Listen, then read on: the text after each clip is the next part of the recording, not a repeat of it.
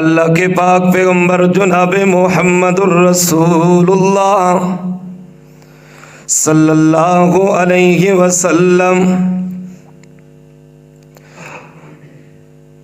हज़रत मआद रज़ी अल्लाह ताला अन्हु को यमन का गवर्नर बनाकर भेज रहे हैं।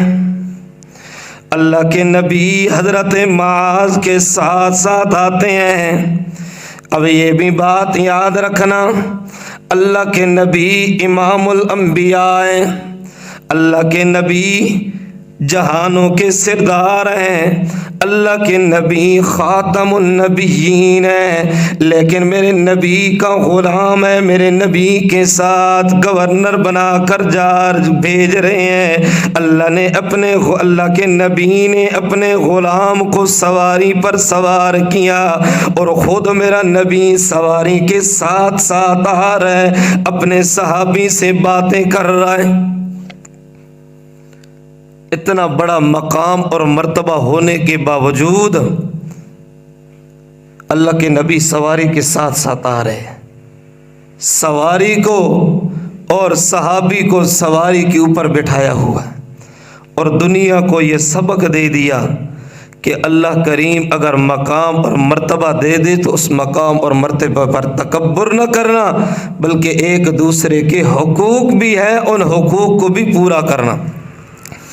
लिहाजा मेरा अजीज, अल्लाह के पाक पैगंबर सल्लल्लाहु अलैहि वसल्लम जिस वक़्त हज़रत माज को यमन का गवर्नर बनाकर भेज रहे हैं, चलते चलते अल्लाह के नबी फरमाने लगे, ओ माज, हो सकता है तू अगले साल आए, तेरी और मेरी मुलाकात न हो सकता है माज तू अगले साल आए और तेरा गुजरना जो है वो मेरी कब्र और मेरी मस्जिद के दरमियान में हो।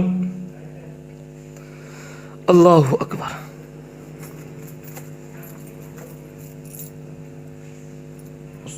ताला ला के अंदर कुंडी ला के रखी, दरवाजे में बाहर ताला ला छोड़ो। अल्लाह के पाक पैगंबर फरमाते हैं, माज़ हो सकता है तू अगले साल आए, तेरी और मेरी मुलाकात न हो। क्यों कि मौत का तो कोई पता नहीं है, तू अगले साल आए, माज़ तेरा गुजरना जो है मेरी कब्र और मेरी मस्जिद के दरमियान में हो। मेरा अजीज उलमा फरमाते हैं, सबसे अलविदाई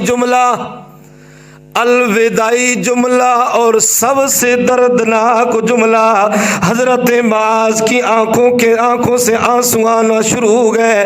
हजरत माज रो भी रहे हैं। अल्लाह के नबी फरमाने लगे, ओ मेरे माज, रोने की जरूरत नहीं है, वो जो कुछ जिंदगी के अंदर अल्लाह ने लिखा होगा वो सब कुछ मिलकर रहेगा। लिहाजा मेरा सहाबी, आप अपने काम के लिए जाएं, जिंदगी का कोई पता नहीं। हजरत माज रो भी रहे हैं कि अल्लाह के नबी की अलविदाई की बातें हो रही हैं, अल्लाह के नबी की जुदाइयों की बातें हो रही हैं। जब अल्लाह का नबी अलविदा हो रहा है, इतनी अज़मत और शान वाला नबी, तो ज़ाहिर बात है आज हमारे सामने उस नबी की अलविदाई का तज़किरा आता है, हमारे जिस्म पर कांटे खड़े हो जाते हैं, दिल तड़प उठता है। और जिनके सामने वो हस्ती होती होगी उनके लिए कैसा दर्दनाक और अजीब। आपने कई मरतबा उलमा से सुना होगा कि हजरत उमर फारूक रज़ी अल्लाह ताला अन्हु तलवार लेकर खड़े हो गए। इतना सदमा है